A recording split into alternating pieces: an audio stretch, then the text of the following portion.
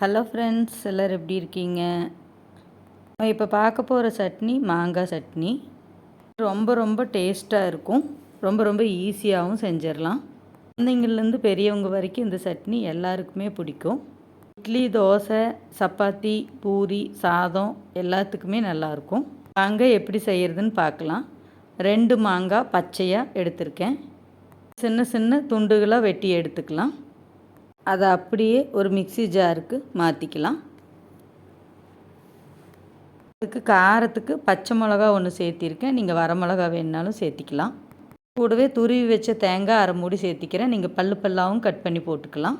இஞ்சி ஒரு துண்டு, ஒரு பல் பெருசாக பூண்டு, ஒரு சின்ன வெங்காயம், உப்பு சட்னிக்கு தேவையான அளவு, ஒரு சின்ன துண்டு புளி, கொத்து கருவேப்பிலை சேர்த்திக்கலாங்க.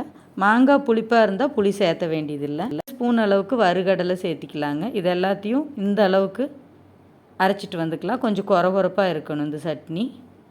பாருங்கள், பார்க்குறக்கு தேங்காய் சட்னி மாதிரியே தான் இருக்கும்.